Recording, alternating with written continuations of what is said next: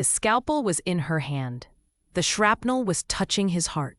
And everyone in the OR thought she was just a first-year resident. For more stories like this, subscribe. The fluorescent lights of Walter Reed National Military Medical Center buzzed at 6:23 a.m. when Dr. Claire Ashford pushed through the surgical wing doors. Her auburn hair was pulled back tight, the kind of bun that didn't move, didn't distract, didn't exist unless you were looking for it. She wore the same navy blue scrubs as everyone else, the same white coat with her name embroidered in simple block letters. Nothing about her suggested she was different, except her hands. They moved with a precision that came from somewhere other than lecture halls. When she adjusted the stethoscope around her neck, her fingers found the exact center point without looking. When she signed in at the nurse's station, the pen moved in clean, economical strokes. No wasted motion, no hesitation. Dr. Jonathan Pierce stood at the central hub, reviewing charts, his silver hair perfectly styled even at this hour. 52 years old, chief of surgery, 3 published textbooks, and a reputation that preceded him into every room. He looked up as Claire approached. "You're the one who did undergrad online?" His voice carried across the station. 4 residents looked up from their coffee. "Let me guess. Couldn't get into a real med school the first time?" Claire met his eyes, pale green, steady, giving nothing away. "I took a non-traditional path, yes." "How old are you?" 34. Pierce's eyebrow lifted. "Most first years are 26, maybe 27. What were you doing for the extra years? Figuring out if medicine was really your calling?" "Something like that." He returned to his chart, dismissing her. Then his gaze caught on her left wrist as she reached for the patient list, a small tattoo, dark ink, compass rose with coordinates beneath it. His lip curled slightly. "Did you get that at some strip mall parlor, or was it a drunken spring break decision?" Claire pulled her sleeve down without hurry. "It means something to me." "I'm sure it does." Pierce handed her a tablet. "You're on appendectomy today. Lance Corporal Ryan Mitchell, 23 years old. Presented last night with right lower quadrant pain. Textbook case. Try not to overthink it." She scanned the chart. Vitals stable. White blood cell count elevated but within expected range. CT imaging showed inflamed appendix. But something in the notes made her pause. Patient history. Deployed to Kandahar 18 months ago. Recent weight loss. Night sweats. "Dr. Pierce, has anyone considered—" "Consider what?" He didn't look up. His deployment history. The weight loss pattern. This could be something other than simple appendicitis. Now Pierce looked at her. The other residents had stopped pretending not to listen. "You've been a surgical resident for exactly," he checked his watch, "6 hours, and you're questioning a diagnosis made by Dr. Okafor, who has 15 years of emergency medicine experience?" "I'm not questioning. I'm suggesting we rule out peritonitis from retained foreign body." Pierce's voice carried an edge of mockery. "Based on what? Your extensive combat medicine experience from online lectures?" Claire's jaw tightened, but her voice stayed level. "Based on pattern recognition." "Pattern recognition?" Pierce closed the tablet with a snap. "Here's a pattern for you. Overconfident first years who watch too many medical dramas and think they can diagnose rare conditions from a chart review. Mitchell has appendicitis. You will observe the procedure from the gallery. Dr. Huang will assist me." Lisa Huang, a second-year resident with sharp features and sharper ambition, smiled slightly as she stepped forward. "Dr. Pierce, I'd like to at least examine the patient before—" "The patient is prepped and ready. OR 3, 7:15. Pierce turned his back to her. Dismissed. Claire stood there for 3 seconds. Long enough to feel the stares of the other residents. Long enough to calculate whether pushing further would help or hurt the patient. Then she walked toward the surgical wing. The locker room smelled like antiseptic and old coffee. Claire changed into surgical scrubs, tucking the compass tattoo completely out of sight. In the mirror, she looked exactly like what she was pretending to be. A new resident, unremarkable, forgettable. But her hands, as she tied the drawstring of her scrub pants, moved with muscle memory from a different life. The kind of speed that came from changing clothes in 30 seconds because the helicopter was landing and the casualties were coming, and there was no time for anything except being ready. She closed her eyes briefly, breathed in through her nose, out through her mouth. let the old rhythm settle into her bones, then carefully, deliberately pushed it back down. Not here, not yet, maybe not ever. The OR gallery was cold. Claire took a seat in the top row, away from the cluster of medical students and observers below. Through the glass, she could see OR3 being prepped. Nurses moved in practiced choreography. Instrument trays gleamed under surgical lights. At 7:11 a.m., they wheeled Lance Corporal Ryan Mitchell in. Even from here, Claire could see the tension in his body, the way his shoulders stayed rigid despite the pre-op sedation. She'd seen that posture before, the body remembering threat even when the mind was foggy. Pierce entered, followed by Dr. Huang and 2 surgical nurses. The intercom crackled on. Scalpel. The procedure began. Pierce's technique was clean, efficient, textbook perfect. Claire watched his hands move through the incision, through the layers of tissue, toward the appendix. Everything by the book, but Mitchell's vitals on the monitor were shifting, heart rate climbing slowly, blood pressure dropping in small increments, nothing dramatic, nothing that would alarm anyone unless they were looking for it. Claire leaned forward. Pierce located the appendix. Inflamed, yes, but not ruptured. He began the dissection, standard procedure. No complications. Then Mitchell's pressure dropped 5 points in 20 seconds. Vitals are drifting, one of the nurses said. BP 90 over 58. Increase fluids, Pierce responded without concern. Normal response to anesthesia. But Claire's hands were already gripping the railing in front of her. Her fingers positioned exactly as if she were holding a retractor. Her eyes tracked not Pierce's hands, but the margins of the surgical field, the areas he wasn't exploring. Mitchell's heart rate spiked to 118. Pierce. Dr. Huang's voice carried a note of uncertainty. His abdomen is more distended than. Proceed with appendectomy, Pierce cut her off. We're almost done. Claire stood up. Her movement caught the attention of a nurse in the corner of the OR, Marcus Webb, a broad-shouldered man in his mid-40s, with the kind of calm that came from years of emergency work. He glanced up at the gallery, following her gaze. Their eyes met through the glass. And Marcus Webb, former Navy corpsman, veteran of Fallujah and Ramadi, saw something in the way she was standing, the way her hands were positioned, the absolute stillness of her focus. He'd seen that stance before, in field hospitals, in combat surgeons who'd learned to see what was coming 3 minutes before it arrived. In the OR, Pierce lifted the appendix free. There, clean removal, close her up. Mitchell's monitor screamed. Blood pressure 70 over 40, heart rate 142. He's crashing, Dr. Huang said. Pierce, something's wrong. Pierce's confident expression fractured. Get me a pressure reading, now. Check for bleeding. But there was no obvious bleeding, just a patient whose body was failing, and a surgeon who suddenly didn't know why. Claire was already moving toward the gallery door. For more stories like this, make sure you subscribe to Emergency Hero Stories, because what she does in the next few minutes will leave you speechless. The gallery door slammed behind Claire as she descended the stairs 3 at a time. Her shoes hit the tile floor outside OR3 with a sharp rhythm that matched her heartbeat. Through the observation window, she could see Pierce working frantically, his textbook confidence replaced by something closer to panic. Mitchell's vitals were deteriorating. BP 68 over 38, heart rate 151. Claire pushed through the scrub room door, hitting the sink with both hands already reaching for the surgical soap. The automated dispenser activated.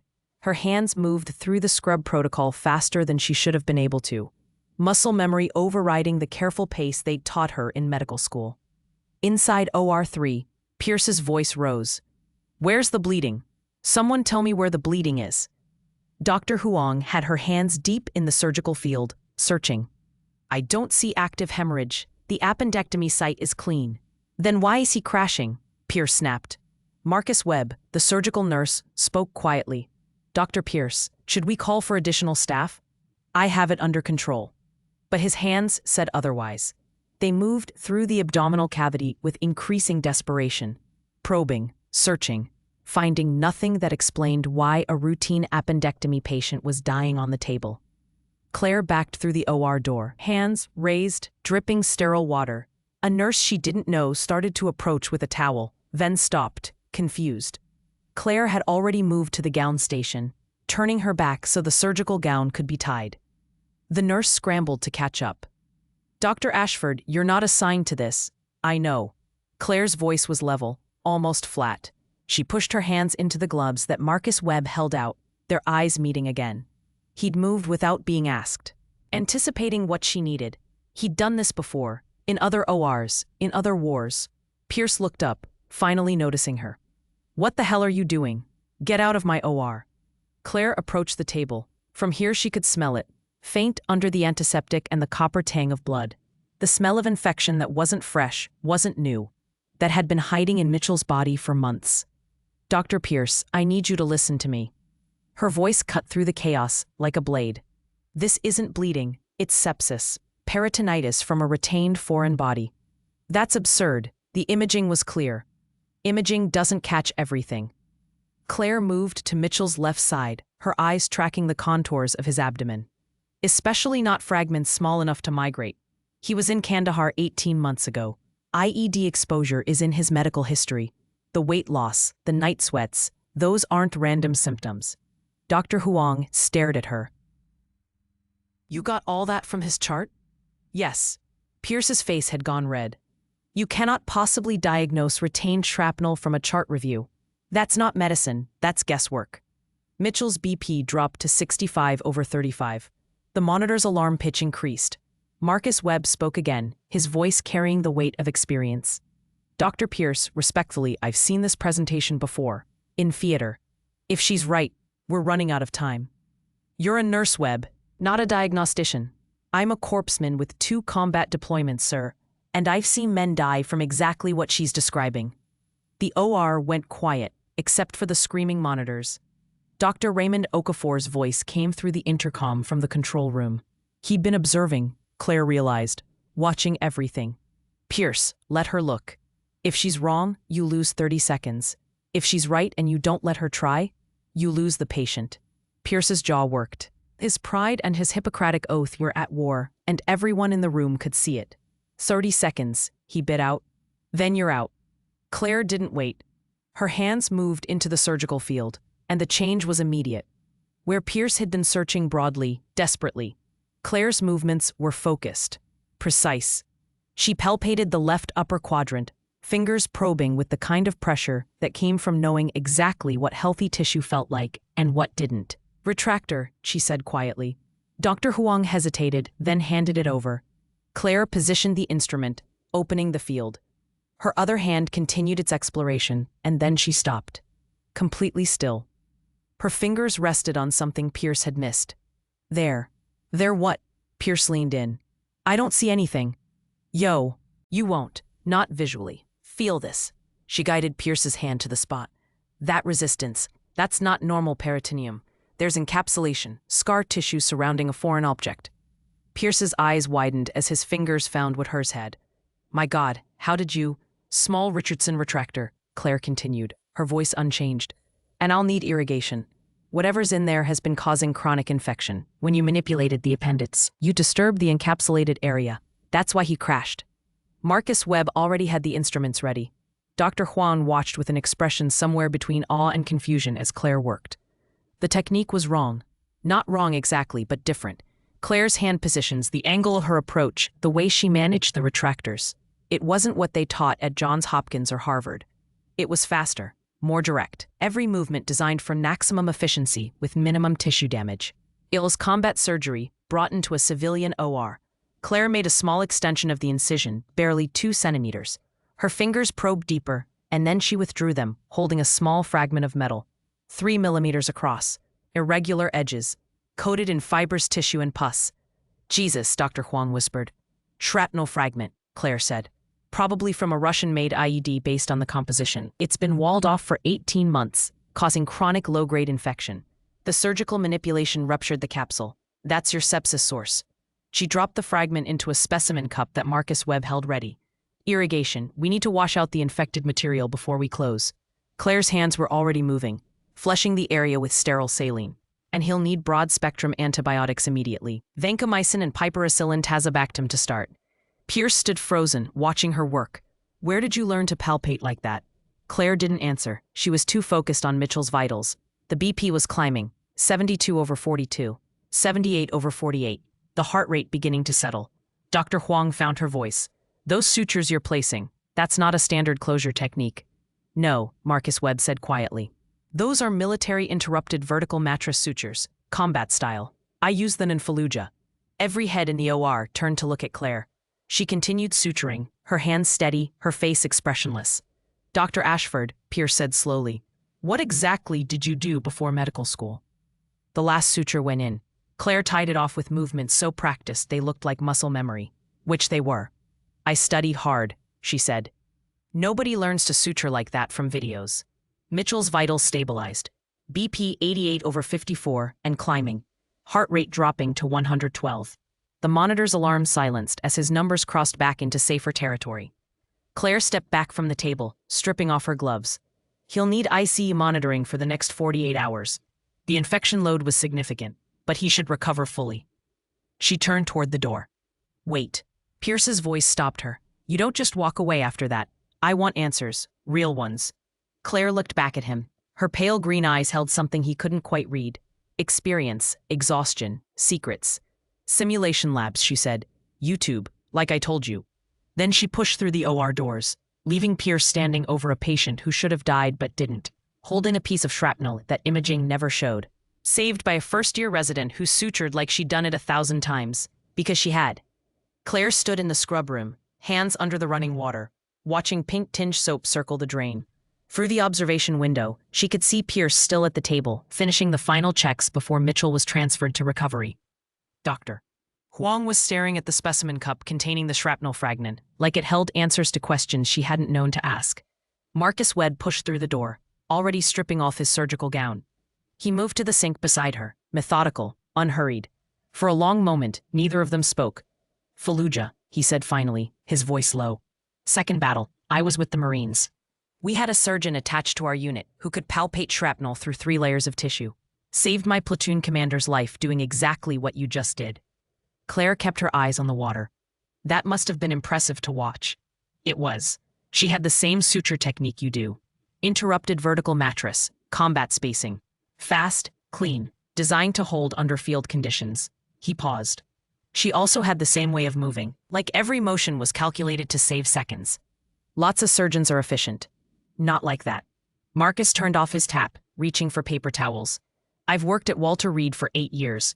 Seen 100 talented surgeons. None of them move like you just moved. Claire shut off her water. I should check on the patient. His name's Ryan Mitchell, 23. Got engaged 2 months ago. His fiancée is in the waiting room right now, wondering if she's about to become a widow before she becomes a wife. Marcus held her gaze. You saved his life. The least you can do is let someone say thank you. I was doing my job. No. Dr. Pierce was doing his job. You were doing something else entirely. He handed her a towel. Something you learned somewhere that doesn't show up on any residency application. Before Claire could respond, the OR door opened. Dr. Huang stepped out, her surgical mask hanging around her neck. Her expression complicated. That was extraordinary, she said. I've been doing this for 2 years, and I've never seen anything like it. The way you found that fragment. Pierce has been operating for 30 years, and he missed it completely. He wasn't looking for it, Claire said. Because the imaging was clean. Because statistically, retained foreign bodies from combat injuries don't present like routine appendicitis. Because the probability of you being right was so low that it shouldn't have even been considered. Dr. Huang crossed her arms. So how did you know? Pattern recognition. That's what you told P. Ears. But pattern recognition requires patterns. You can't recognize what you haven't seen before. Huang's eyes narrowed. How many times have you seen this exact presentation? Claire pulled her surgical cap off, releasing her auburn hair. I need to write up the operative report. 17, Marcus Webb said quietly. Both women looked at him. When you told Pierce you'd seen it 17 times, you said that, in the OR, right before he let you intervene. Marcus's expression was calm, certain. Afghanistan, Iraq, Syria, those were your words. The scrub room went silent except for the hum of ventilation and the distant sound of hospital activity beyond the doors. Dr. Huang's mouth opened slightly. You're military. Was, Claire said, past tense. Now I'm just a first-year resident who got lucky. Lucky, Huang's voice rose. You performed a diagnostic palpation that senior surgeons would have missed. You identified the infection source in under 60 seconds. And those sutures, the way you tied them, I timed it. 47 seconds for a closure that should take 3 minutes. Experience makes you faster. What experience? You've been a resident for 6 hours. The door opened again. Dr. Raymond Okafor stepped in, his dark eyes moving between the three of them, reading the tension immediately. He was 38, originally from Nigeria, with the kind of steady presence that came from years of emergency medicine. Mitchell's stable, he said. Pressure's back to normal ranges. They're moving him to ICU for observation. His labs show significant systemic infection, but with the source removed and antibiotics started, prognosis is excellent. Thanks to Dr. Ashford, Marcus said. Okafor nodded slowly. Yes, thanks to Dr. Ashford, who somehow diagnosed a condition that wasn't on anyone's differential, located a foreign body that didn't show on imaging, and performed a surgical extraction with a level of precision I haven't seen outside of specialized trauma centers. He let that hang in the air. I'd like to speak with you, Dr. Ashford. My office, when you're finished here. Am I in trouble? Claire asked. That depends. Are you going to keep lying about where you learned to do what you just did? Claire met his gaze. Okafor's expression wasn't angry. It was curious. And beneath that, something else. Respect, maybe. Or recognition.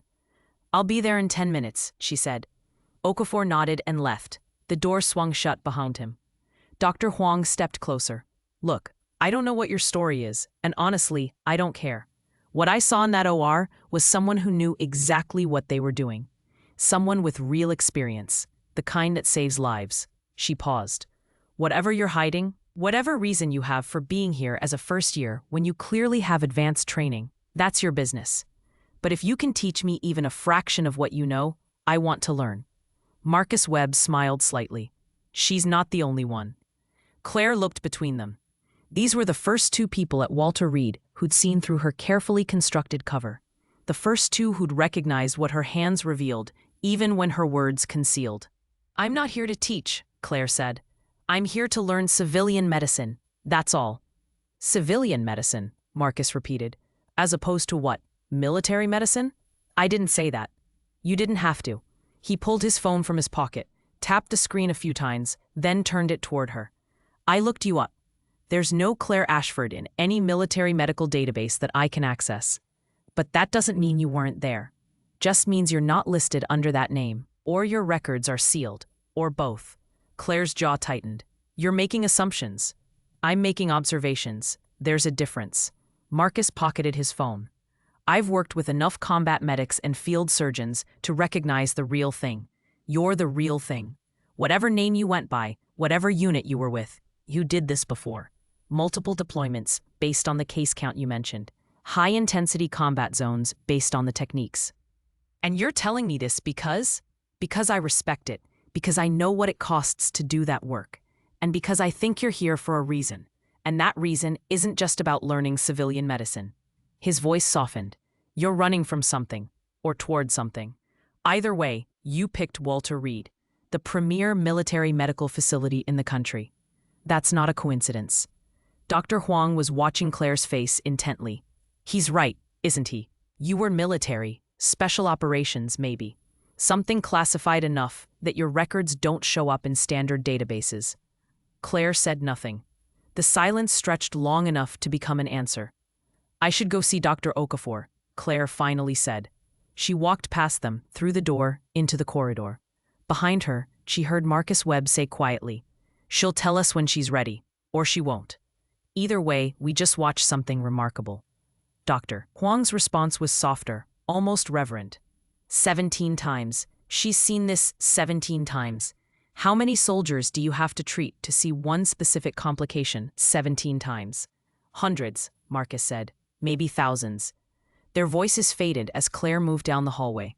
Her hands were steady. Her breathing was controlled. But inside, something was shifting. The wall she'd built between her past and present had developed a crack.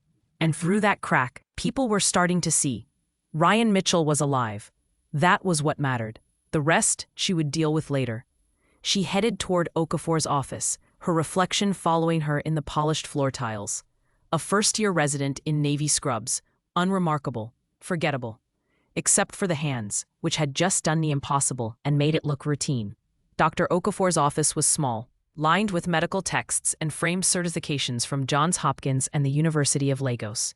He gestured to a chair across from his desk, but remained standing himself, arms crossed, expression unreadable. "I'm not going to ask you where you trained," he said, "because I suspect you won't tell me, and I respect the. What I will ask is this: are you a danger to patients? No. Are your credentials legitimate? Yes. Medical degree, board certification, everything required for this residency. But your experience level doesn't match your official record." Claire met his eyes. "My experience is real. My qualifications are real. How I got them is complicated." Okafor studied her for a long moment. "Ryan Mitchell would be dead if you hadn't been in that gallery. Pierce is a brilliant surgeon, but he was operating within the boundaries of what civilian medicine taught him to expect. You were operating from somewhere else entirely. I saw something he missed, that's all. That's not all. I've been doing emergency medicine for 15 years. I've supervised hundreds of residents. None of them, not one, could have done what you did today." He leaned against his desk. "Whatever your story is, Dr. Ashford, I'm going to trust that you're here for the right reasons. But if you put a patient at risk because you're hiding something that affects your ability to practice medicine, that trust ends. Understood?" "Understood." "Good. Now get back to work. And try not to show up the chief of surgery on your first day more than once." Claire almost smiled. "Almost. I'll do my best." She was halfway to the door when the hospital's overhead speakers crackled to life. "Trauma alert. All available personnel to emergency. Mass casualty event. Repeat. Trauma alert. Multiple casualties incoming. ETA 4 minutes." Okafor's pager erupted. Claire's followed half a second later. They looked at each other, and then both were moving, professional distance forgotten in the sudden urgency. The ER was controlled chaos. Nurses were clearing beds, setting up trauma bays, preparing equipment with practiced efficiency. Dr. Pierce appeared from the surgical wing, already in trauma mode. The earlier tension from OR3 was gone, replaced by the immediate focus that emergencies demanded. A paramedic burst through the doors, radio in hand. "Metro derailment. Red line near Medical Center Station. We've got 37 injured, 12 critical. First ambulance is 90 seconds out." Pierce started delegating immediately. "Kwong, take Bay 1. Okafor, Bay 2. Residents, you're assisting where assigned. Clear all non-emergency cases to County General. This is about to get very busy." Claire moved toward the supply station, already mentally triaging what would be needed. Chest tubes, intubation kits, rapid infusion equipment. Her hands moved automatically, gathering supplies before anyone asked for them. Marcus Webb appeared beside her, doing the same thing. Their movements synchronized without discussion. The unconscious choreography of people who'd worked mass casualty events before. "You've done this," he said quietly. "So have you." The first ambulance screamed into the bay. Paramedics rushed a gurney through the doors. Female, late teens, conscious but struggling to breathe. The lead paramedic shouted vitals as they moved. 16-year-old female, suspected tension pneumothorax, O2 sat dropping, BP 90/60. Bay 4, Pierce directed. Then, almost as an afterthought, "Ashford, she's yours. Least critical of the incoming." Claire moved to intercept the gurney. Least critical.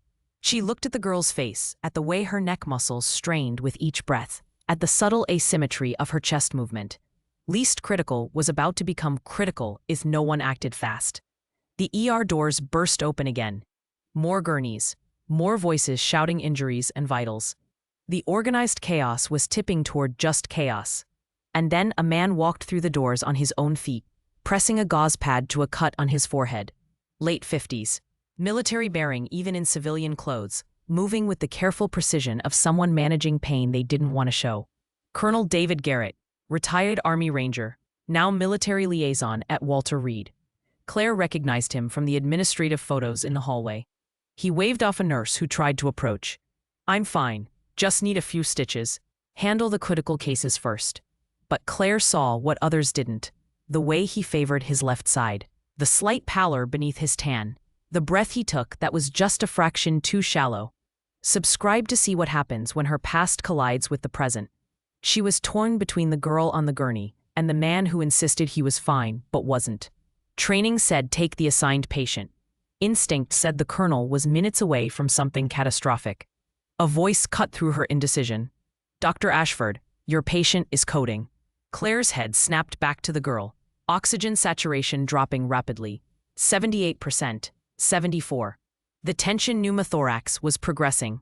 Air trapped in the chest cavity, collapsing the lung, compressing the heart. She moved on autopilot. "I need a 14-gauge needle, antiseptic, and someone to hold her still." A nurse appeared with the equipment. Claire palpated the girl's chest, finding the second intercostal space at the midclavicular line. The exact spot where trapped air would be under pressure. "Hold her shoulders." The needle went in smoothly, and the rush of air that escaped confirmed the diagnosis. The girl gasped, her oxygen saturation immediately beginning to climb. 82, 87, 91. "Get me a chest tube kit. We need to place a thoracostomy before it reaccumulates." But even as she worked, her peripheral vision tracked Colonel Garrett. He'd sat down in the waiting area, still holding gauze to his head, still insisting he was fine. He wasn't fine. A young woman in ACU pants and a civilian jacket appeared at Claire's elbow. 29, dark hair pulled back, eyes that had seen things they shouldn't have. She wore a medical student observer badge, but her bearing was all military. Sergeant Amy Torres, recent Afghanistan veteran, current medical student, and someone whose attention was fixed entirely on Claire's hands as they prepped the chest tube insertion. "You're doing a battlefield thoracostomy," Amy said quietly. "That's not standard civilian technique." Claire didn't look up. "It's faster. It's also what they teach in tactical combat CA. Casualty care, military protocol." Amy's voice dropped lower. "I know who you are." Claire's hands paused for half a second. "You're mistaken. I saw that suture pattern in Kandahar. Interrupted vertical mattress, combat spacing. I watched a surgeon use it on 3 casualties in 40 minutes during a mass CAS event at FOB Wolverine." Amy stepped closer. "That surgeon saved my platoon sergeant's life. I never saw her face clearly because we were in a sandstorm, and everything was happening too fast. But I remember her hands. I remember the way she moved." The chest tube slid into place. Claire secured it, checking for proper air evacuation. The girl's breathing eased further. "I don't know what you're talking about."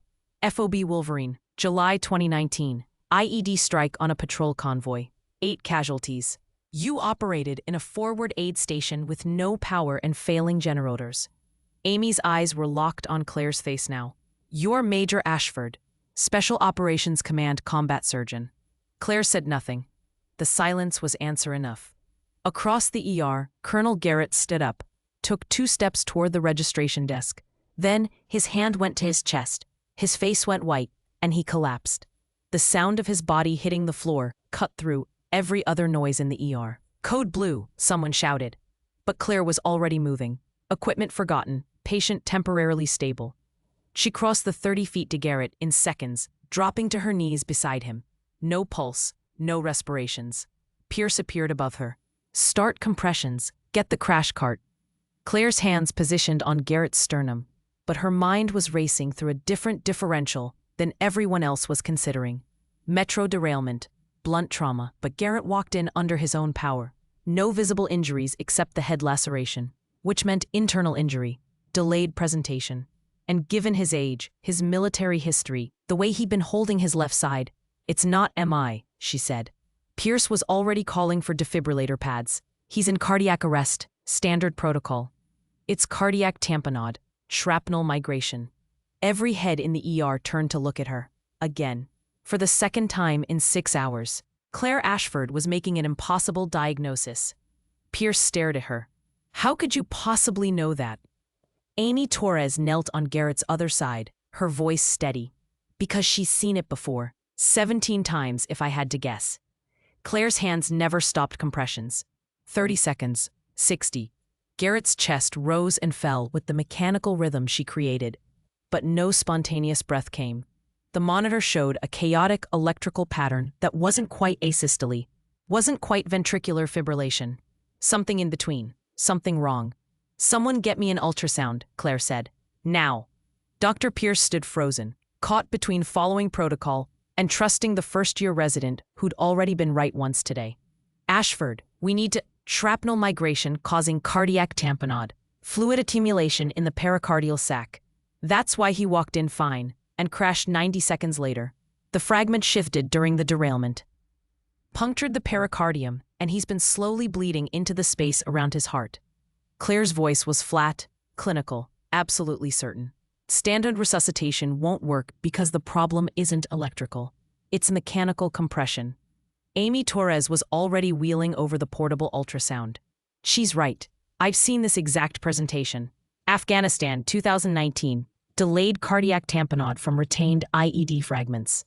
Pierce's face had gone pale. That's impossible. You can't diagnose that from— From what? From experience? Claire looked up at him, still maintaining compressions. Colonel Garrett is 58 years old, retired Army Ranger. 3 deployments that I can see from his service ribbons on the office photos. Helmand Province, if I had to guess from the time frame. IEDs were the primary threat. Fragmentation injuries were common. Some fragments are too small to remove safely, so they stay in the body. Usually dormant, until they're not. Dr. Huang appeared with the ultrasound probe. I'll get the image. No, Claire said. Amy, you do it. You know what to look for. Amy Torres took the probe without hesitation, applying gel to Garrett's chest. The screen flickered to life, showing the grainy black and white image of his heart. And there, visible even to untrained eyes, was the dark fluid surrounding the cardiac silhouette. Pericardial effusion, Amy said quietly. Large volume. A heart's being compressed. Pierce stared at the screen. My God, you were right. But how did you know before we even imaged? Claire stopped compressions long enough to check for a pulse. Still nothing. She resumed immediately. Because I've seen it 17 times. Afghanistan, Iraq, Syria. Forward operating bases where imaging wasn't available, and you had to diagnose by presentation and probability. The ER had gone silent. Every doctor, every nurse, every medical student was watching this moment unfold, watching a first-year resident demonstrate knowledge that shouldn't exist, making diagnoses that shouldn't be possible. Dr. Okafor stepped forward. What do you need? 16-gauge needle, ultrasound guidance, and 60 seconds before his brain starts dying from hypoxia. That's a pericardiocentesis, Pierce said. That's an advanced procedure. You can't just— I can. I have. 43 times in the field. Claire's eyes met his. You can let me try, or you can watch and die while you debate my credentials. Marcus Webb was already at her side with the equipment. A long needle, syringe attached, antiseptic prep. He'd anticipated what she needed before she asked. Because he'd seen this before too. Pierce's jaw worked. His authority was being challenged in front of his entire staff. But the monitor showed Garrett's heart being slowly crushed by accumulated blood. And every second of indecision was a second closer to irreversible brain damage. Do it, he said. Claire positioned herself at Garrett's left side. Amy kept the ultrasound probe in place, adjusting the angle to give the clearest view of the pericardial space. The needle felt fam. Unfamiliar in Claire's hand, too familiar. She'd held this exact instrument in tents and bunkers and the backs of helicopters, racing against time and gravity and the chaos of war. Going in at the subxiphoid approach, 45-degree angle toward the left shoulder. The needle pierced skin, advanced through tissue. On the ultrasound screen, everyone watched the bright white line of the needle tip moving closer to the dark fluid surrounding Garrett's heart. Claire's hand was absolutely steady, no tremor, no hesitation. The muscle memory of someone who'd done this so many times that it had become instinct. The needle tip entered the pericardial space. I'm in, aspirating now. She drew back on the syringe. Dark blood filled the chamber. 20 milliliters. 50. 100. The fluid kept coming, and on the monitor, Garrett's compressed heart began to expand, began to beat with more force. He's got a rhythm, Dr. Huang said. Sinus tachycardia, but organized. Claire continued drawing fluid. 150. 180. 200 milliliters of blood that had been crushing Garrett's heart, stolen from the pericardial space and returned to where it belonged. His eyes fluttered, a gasp of air. His hand twitched. The ER erupted in controlled chaos. Nurses moving in to establish better IV access, prepare for transfer to the OR. But beneath the professional activity was something else, a collective exhale. Recognition that they'd just witnessed something extraordinary. Claire withdrew the needle, applying pressure to the insertion site. Garrett's eyes opened fully, confused, disoriented, alive. "What?" he started. "Don't move, Colonel. You're at Walter Reed. You had a cardiac emergency. We're taking you to surgery." Pierce was staring at Claire like he'd never seen her before, which in a sense, he hadn't. "Who are you?" Amy Torres stood up, her voice carrying across the quiet ER. "She's Major Claire Ashford, MD, United States Army Medical Corps, Special Operations Command Combat Surgeon, 6 deployments, 847 combat surgeries, 3 Bronze Stars and 1 Silver Star for medical valor." The silence that followed was absolute. Claire met Pierce's eyes. The secret she'd been carrying, the identity she'd been hiding, was now exposed in front of everyone. There was no taking it back, no deflecting, no more half-truths. "Afghanistan," she said quietly. "Iraq, Syria, 6 years in forward operating bases and field hospitals. I left the military in 2021, honorably discharged. I came here to learn civilian medicine, to save lives without waiting for them to be half dead first." "You've been practicing as a first-year resident," Pierce said slowly, "when you have more trauma experience than anyone in this hospital." "Yes." "Why?"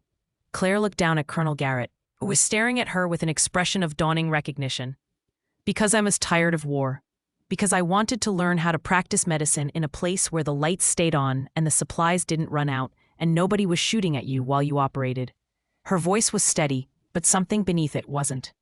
"Because I needed to remember why I became a doctor in the first place." Garrett's hand moved weakly, reaching for her. "Kandahar, 2018. FOB Chapman. Mortar attack on my platoon." Claire's breath caught. "You operated on me and 6 others in a makeshift aid station. No power. Generators failing. You worked by flashlight for 4 hours." His voice was rough, barely above a whisper. "I never saw your face clearly. Everything was chaos. But I remember your voice, calm, certain, telling us we were going home." A tear tracked down Claire's cheek. One. Just one. Then her professional mask slid back into place. "You're going to be fine, Colonel, but you need surgery now. That fragment needs to be removed before it shifts again. You'll do it?" "Yes." Pierce stepped forward. "Ashford, we need to talk. About everything. Your credentials, your history, your—" "After," Claire cut him off. "Right now, Colonel Garrett needs an OR and a surgical team. We can discuss my past when his life isn't on the line." Pierce looked like he wanted to argue. Then he nodded. "OR 1. 15 minutes. But this conversation is happening. I know." They wheeled Garrett toward the surgical wing. Claire walked beside the gurney, her hand resting lightly on his shoulder. Around them, the ER slowly returned to managing the other casualties from the derailment. But the atmosphere had changed. The first-year resident who everyone had dismissed was gone. In her place was someone else entirely. Someone with skills that transcended protocol. Someone with experience written in every movement of her hands. Someone who'd seen more trauma, saved more lives, and carried more weight than anyone had guessed. Major Claire Ashford, combat surgeon, survivor, and now, finally, revealed. OR 1 was the largest surgical suite at Walter Reed. Designed for complex cardiac cases, the surgical team assembled with unusual speed. Dr. Pierce, Dr. Huang, Marcus Webb, 2 specialized cardiac nurses, and an anesthesiologist who'd worked on battlefield casualties before. They all knew this wasn't routine. Colonel Garrett lay on the table, sedated but not yet fully under. His eyes tracked Claire as she scrubbed at the sink, watching through the observation window.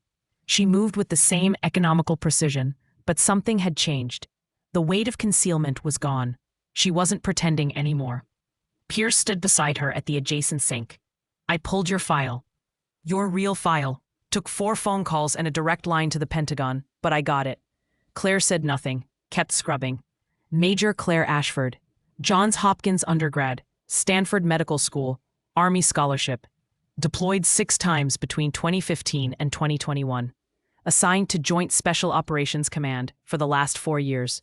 Classified surgical missions in 14 countries. Pierce's voice was quiet, almost reverent. 847 documented combat surgeries, survival rate of 94% in patients who reached you alive, 3 commendations for surgical excellence under fire, and 1 Silver Star for performing a 7-hour operation during active combat to save 4 soldiers when your aid station was under direct attack. Claire's hands paused. That's all in the file? The sanitized version. The details are still classified. Pierce turned to look at her. Why didn't you just apply as an attending? With your experience, you could have written your own ticket. Any hospital in the country would have taken you. Because I needed to start over. Completely. No rank, no reputation, no expectations. Claire resumed scrubbing. In combat medicine, you work with incomplete information and failing equipment. You make impossible decisions and live with the consequences. I needed to learn how to practice medicine when you have time to think, when you have every resource available, when you can actually follow protocols instead of improvising around them. And you thought hiding your background would help with that? I thought it would let me be a student again instead of an expert. I was wrong. Ing moved into the OR. The surgical team stood ready, but there was a new tension in the room. Everyone knew who Claire was now. The dynamic had shifted. Pierce positioned himself at the table, then stopped. This is your case, Major Ashford. I'm not a major anymore, just Claire. No, you're the most qualified person in this room for what we're about to do. This is your operation. I'll assist. Claire looked at him, at the man who'd dismissed her 9 hours ago, who'd mocked her tattoo and questioned her competence, now offering to work under her direction. This fragment is lodged against the right atrium, she said. Standard approach won't work. We need Raboa. Dr. Huang looked up sharply. Resuscitative endovascular balloon occlusion of the aorta? That's barely past experimental stage in civilian trauma. It's standard protocol where I worked. We used it for hemorrhage control when conventional methods failed. Claire moved to Garrett's side. The shrapnel is in a position where any attempt to extract it risks atrial rupture. He'll exsanguinate in seconds if that happens. Raboa buys us time by occluding blood flow to the lower body, reducing cardiac preload, and giving us a controlled window to work. Pierce was already nodding. I've read the studies. 45-minute maximum inflation time before ischemic damage to lower extremities becomes irreversible. 45 minutes in theory. In practice, I've pushed it to 52. Claire held out her hand. Scalpel. Marcus Webb placed the instrument in her palm with a certainty that came from having done this dance before. Not here. Not at Walter Reed, but in places where the stakes were even higher and the margin for error even smaller. Claire made the femoral artery incision with the kind of speed that made it look effortless. It wasn't. Every movement was calculated. Every cut precise. But she'd done this so many times that conscious thought had been replaced by muscle memory. 7 French sheath, guide wire. The instruments appeared in her hand before she finished speaking. The team was synchronizing with her rhythm, adapting to her pace. The catheter advanced up the femoral artery, through the iliac, into the descending aorta. On the fluoroscopy screen, the bright line of the catheter snaked upward. Guided by Claire's hands and years of experience that couldn't be taught, only earned. A balloon positioned at thoracic aorta, zone 1. Inflating now. The balloon expanded.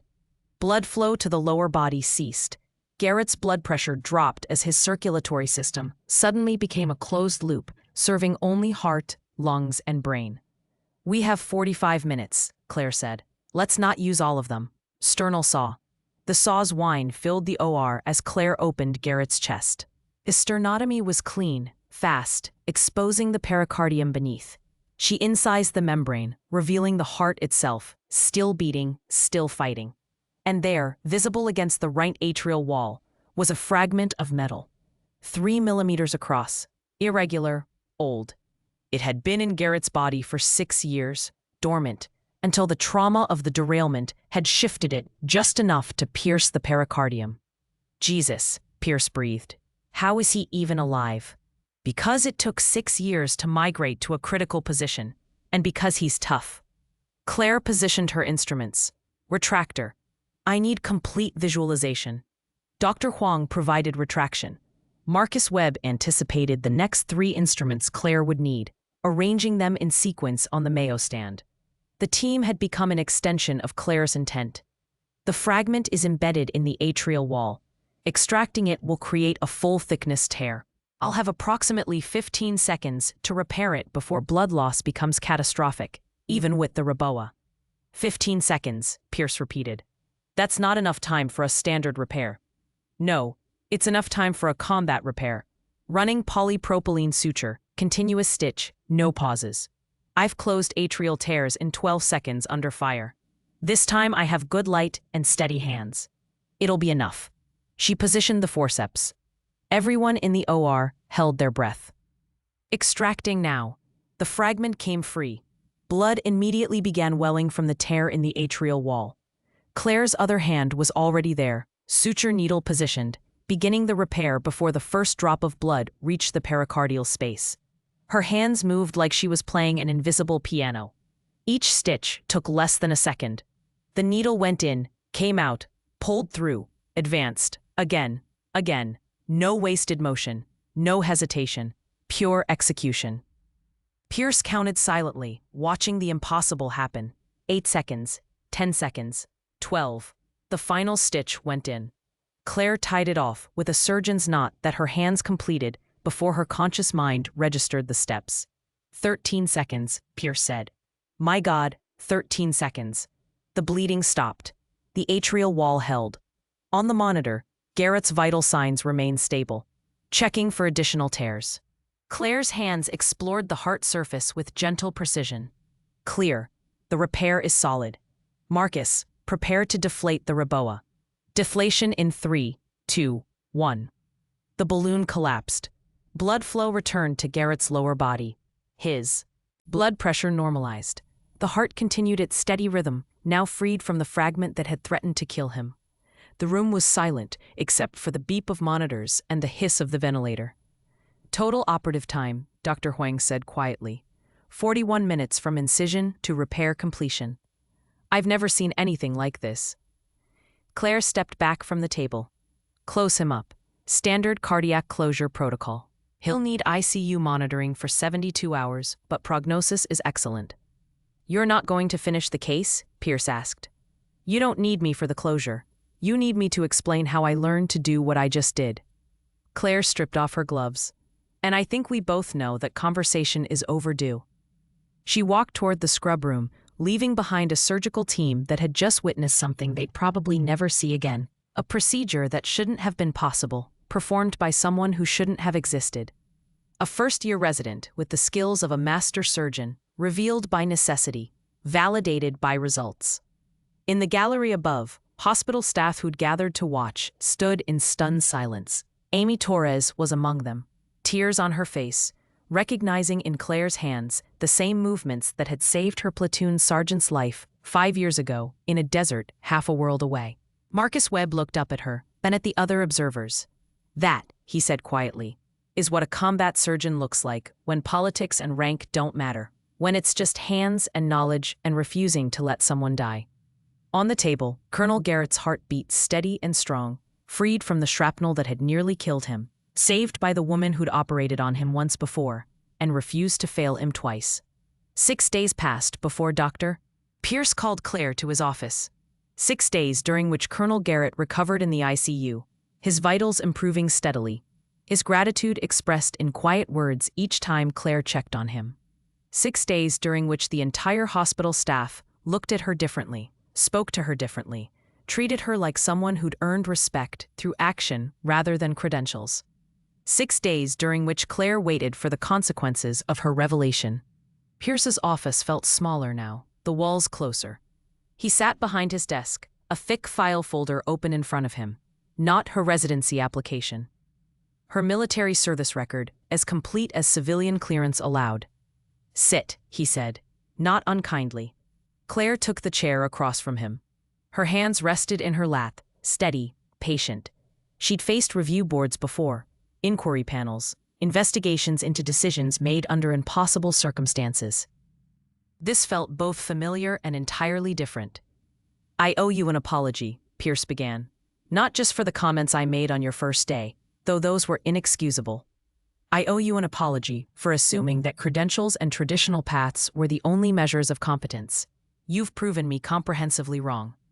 You didn't know.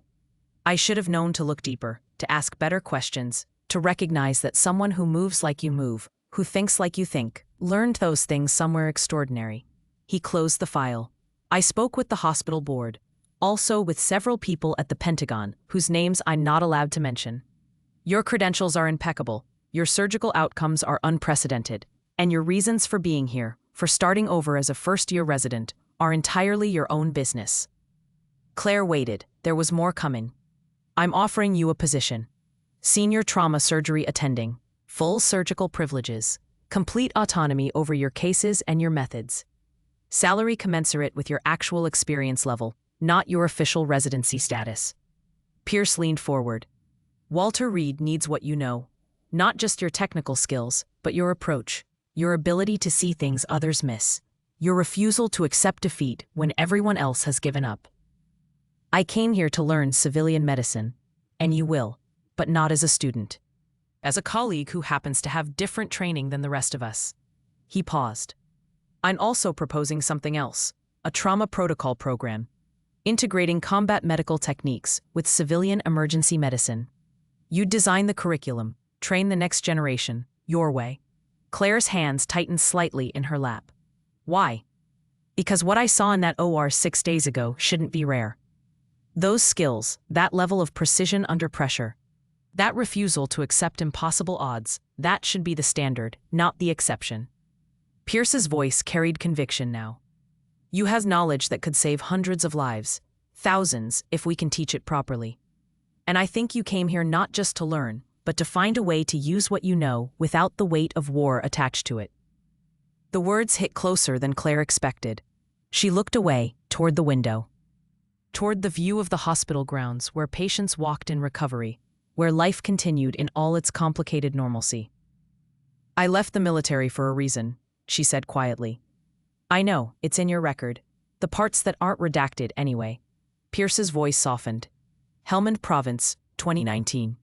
Your aid station was compromised. 4 soldiers died. The after-action report indicates intelligence failures at the command level, but you carried the weight anyway. Claire's jaw tightened. They were my patients, my responsibility. They were casualties of war, and according to the report, you saved 8 others that same day under sustained fire. But you remember the 4 you lost more than the 8 you saved. Don't you remember the ones you lose? Every single one, but I don't let them stop me from saving the next person. Pierce pulled another document from his desk. This came through channels yesterday. Declassified after I requested review. He slid it across the desk. Claire picked it up, scanning the text. Her hands started shaking halfway through the first paragraph. It was an investigation report. Command-level decisions during the Helmand Province incident. The intelligence that had been withheld from her unit. The interagency territory. I'll dispute that had delayed critical information about enemy positions. The political considerations that had taken priority over operational security. The conclusion was clear. Major Claire Ashford had performed exceptionally under impossible circumstances created by failures beyond her control. No fault attributed to medical personnel. Full commendation for actions taken. You weren't responsible, Pierce said. Command failed you. The system failed you. But you've been carrying that weight for 5 years like it was yours to carry. Claire set the document down carefully. It doesn't change what happened. No, but it might change how you understand what happened. You didn't fail those soldiers. You were set up to fail by people who should have protected you. And you still saved 8 lives despite it. He paused. The question is whether you're going to let that failure, that wasn't even yours, stop you from using what you know to save lives now. The silence stretched. Outside, an ambulance siren wailed. Life and death continuing their eternal negotiation, indifferent to past trauma and present hesitation. 3 conditions, Claire said finally. Pierce nodded. Name them. First, the training program integrates combat and civilian protocols. I'm not teaching people to work in war zones. I'm teaching them to bring the best of both worlds together. Agreed. Second, I want a pathway for veteran medical personnel transitioning to civilian practice. Combat medics, field surgeons, people with real experience who get dismissed because their credentials don't fit traditional boxes. I want them to have a place here. That's going to require board approval, but I'll fight for it. What's the third condition? Claire met his eyes. No military rank, No, Major Ashford. I'm Dr. Claire Ashford, trauma surgeon. What I did before matters because it taught me what I know, but it's not who I am now. Pierce extended his hand across the desk. Dr. Ashford, welcome to Walter Reed's senior surgical staff. When can you start? I never stopped. They shook hands. The gesture felt like more than professional courtesy. It felt like recognition, like respect earned rather than granted, like the beginning of something that might, eventually, help make sense of everything that had come before. The door opened. Colonel Garrett stood there, leaning slightly on a cane, still pale but recovering. Behind him was Amy Torres, and behind her, Marcus Webb. Heard you were making decisions about your future, Garrett said. Thought we should weigh in. Pierce gestured them inside. The small office was suddenly crowded, but no one seemed to mind. You saved my life, Garrett continued. Twice. Once in Kandahar when I didn't know your name, and once here when I did. I'm the new military liaison for medical personnel transitioning to civilian practice. If you're building a program, I want to be part of it. Amy Torres stepped forward. I'm 6 months from finishing medical school. I want to do my residency here, under you, learning what you know. Marcus Webb nodded. I've been a surgical nurse for 8 years, but I was a corpsman for 10 before that. If you're teaching people to think like combat medics, I can help bridge that gap. Claire looked at them, at these people who'd seen through her disguise, who'd recognized what her hands revealed, who'd chosen to stand with her rather than question her. This isn't about recreating combat medicine, she said. It's about taking the best of what we learned in impossible situations and applying it to save lives here. It's about refusing to accept limitations when someone's life is at stake. It's about being better than the systems that failed us. That's exactly why we want to be part of it, Amy said. Pierce cleared his throat. I think we have the core of a team. Dr. Ashford, your first official duty as senior attending is to design this program. You have full support from hospital administration. Budget, resources, personnel, whatever you need. Claire looked around the room, at Pierce, who'd moved from dismissive antagonist to genuine ally, at Garrett, who carried his own scars and understood the weight of survival, at Amy, who represented the next generation seeking to learn from those who'd been there, at Marcus, who bridged the gap between military and civilian medicine. We start with protocols, Claire said. Damage control surgery principles, advanced trauma life support modifications, recognition patterns for combat-related injuries that present in civilian settings. And we build a culture where experience matters more than hierarchy, where the right action takes priority over the proper procedure, where we train people to think under pressure instead of just following checklists. When, Garrett asked, Claire almost smiled. We already started, 6 days ago in OR1, when everyone in this hospital watched what's possible when you refuse to let protocol override instinct. Pierce stood. I'll convene a meeting with the board for next week. In the meantime, you have patients waiting, including Lance Corporal Mitchell, who's asking when he can thank you properly. Claire nodded. As the others filed out, she paused at the door, looking back at Pierce. Thank you, she said, for giving me the chance to be wrong about starting over. I thought I needed to hide who I was to become someone new. Turns out I just needed to find the right place to be who I've always been. Walter Reed is fortunate to have you, all of you. Pierce returned to his desk, then looked up once more. And Claire? That tattoo, the compass rose. What are the coordinates? Claire's hand moved unconsciously to her wrist. Helmand Province, where I lost 4 patients and saved 8, where I learned that you carry the losses forward, but you don't let them stop you from saving the next person. Good coordinates to remember. She left the office, walking back into the hospital's controlled chaos, with purpose renewed and secrets finally laid to rest. The weight hadn't disappeared, it never would, but it was distributed now, shared among people who understood, transformed from burden into foundation. 4 months later, the Walter Reed Trauma Simulation Center occupied an entire wing of the hospital's training facility. The space that had once housed outdated equipment and rarely used conference rooms now hummed with purpose. Mannequins configured for complex trauma scenarios filled one corner. Surgical simulation stations lined another wall. And in the center, a full mock OR where residents learned to operate under the kind of pressure that couldn't be taught from textbooks. Dr. Claire Ashford stood at the front of the room. 34 residents seated in ascending rows before her. Some were first years like she'd pretended to be. Others were further along, drawn from programs across the country to learn what Walter Reed was now teaching. And 6 were combat veterans, former medics and field surgeons transitioning to civilian practice through the pathway she'd fought to create. Damage control surgery, Claire said, her voice carrying easily through the space, isn't about perfect technique. It's about buying time, stopping the bleeding, controlling contamination, getting the patient stable enough to survive the next hour. You can do the definitive repair later, when they're not dying in front of you. She pulled up an image on the screen behind her. A surgical field, chaotic, blood-obscuring anatomy. The kind of scenario that made surgeons hesitate. What do you see? A second-year resident raised her hand. Hemorrhage. Multiple sources. Can't identify the primary bleeder. So what do? Silence. The kind that came from fear of being wrong. Amy Torres spoke from the third row. You don't try to identify it first. You pack the entire field, apply pressure, and systematically unpack each quadrant until you find the source. Speed over precision. Exactly. Claire changed the slide. In traditional surgical training, you're taught to be methodical, careful, precise. Those are good principles when you have time. But when someone is exsanguinating, time is the one thing you don't have. You have to be willing to work fast, work messy, and fix the imperfect repair later.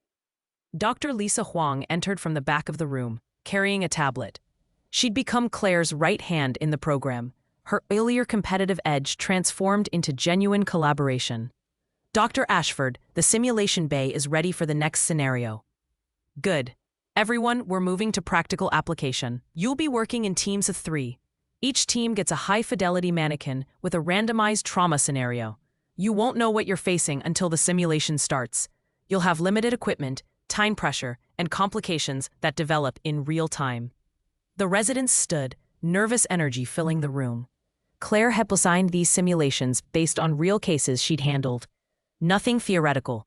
Nothing sanitized for educational comfort. If they wanted to learn what she knew, they had to face what she'd faced.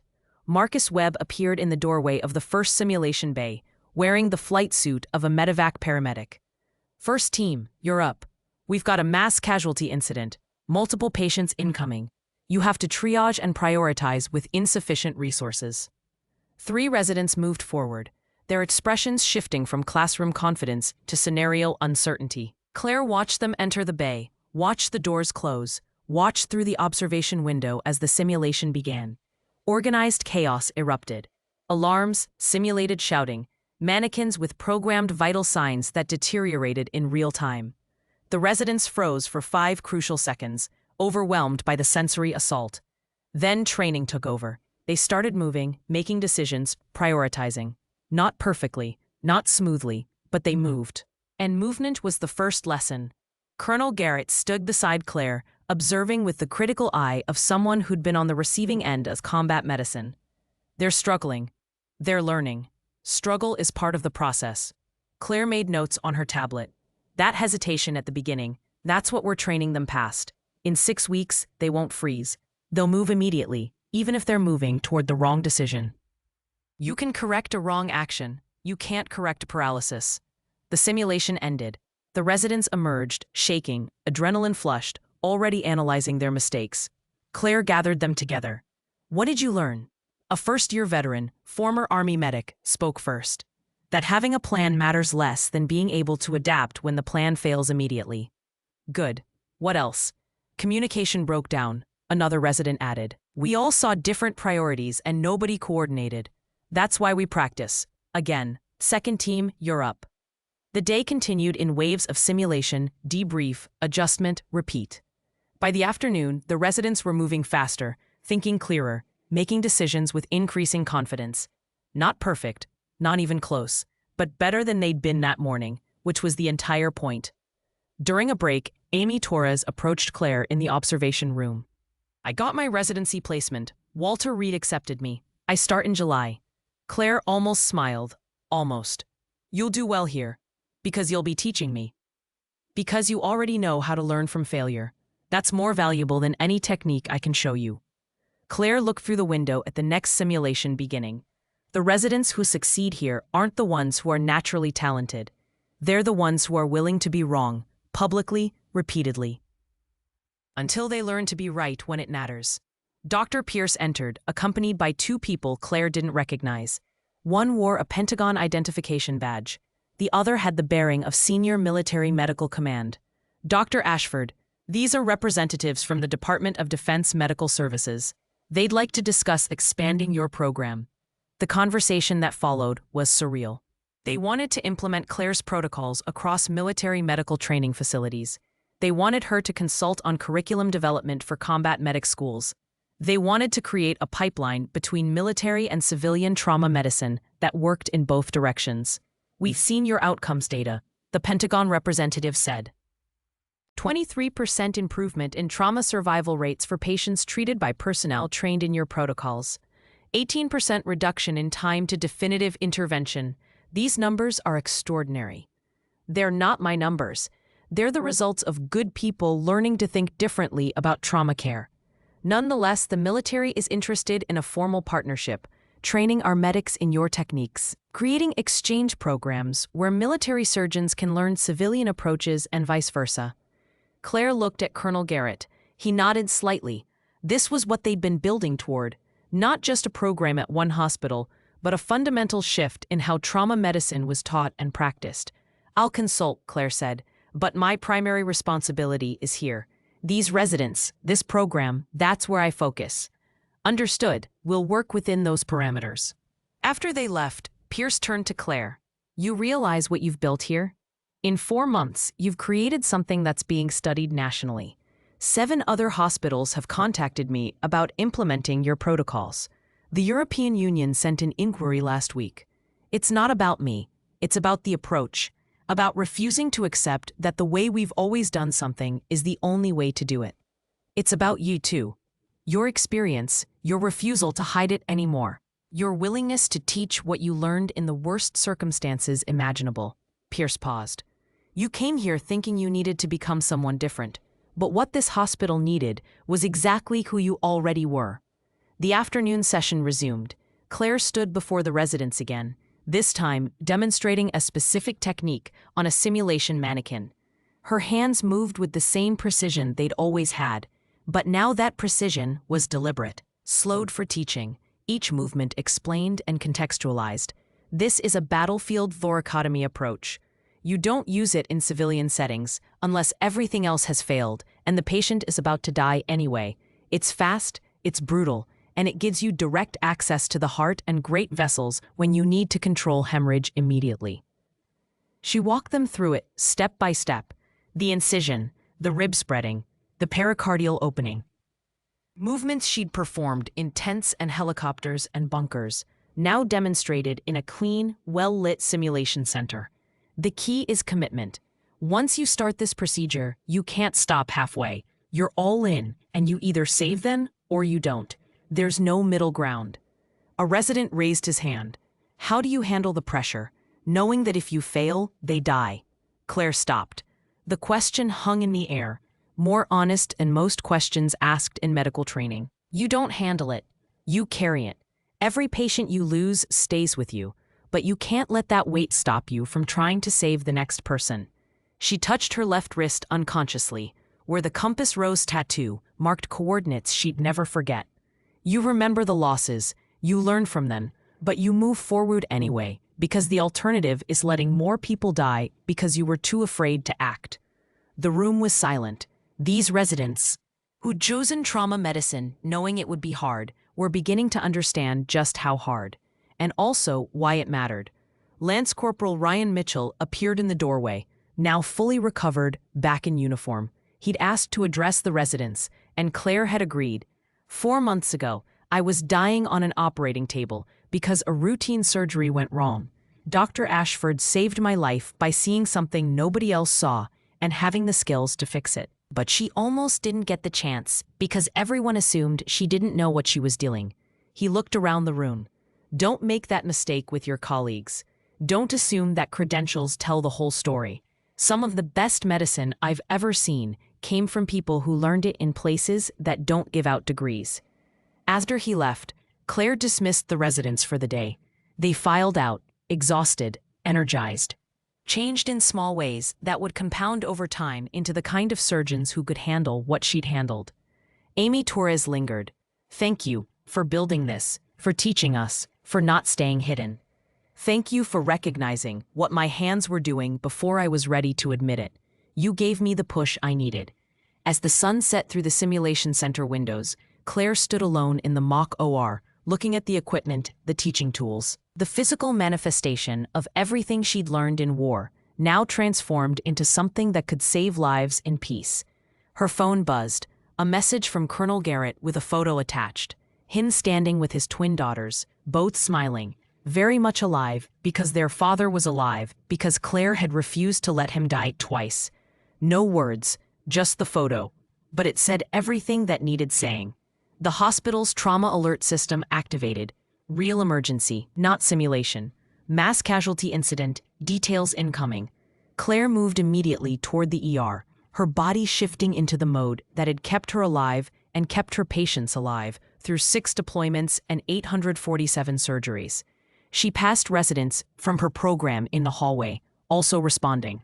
They moved differently now than they had 4 months ago. Faster, more focused, ready. In the ER, organized chaos awaited, but Claire walked into it with calm certainty, her team falling into formation around her, her hands ready to do what they'd always done: save lives, one patient at a time, one decision at a time, one refusal to give up at a time. They said she wasn't a real doctor. They were wrong. She was exactly the kind of doctor the world needed, the kind who'd seen the worst humanity could do, and still believed in fighting for every single life.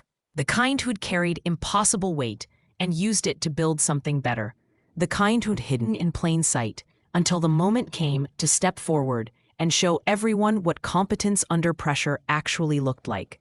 Major Claire Ashford was gone. Dr. Claire Ashford remained, and she was just getting started.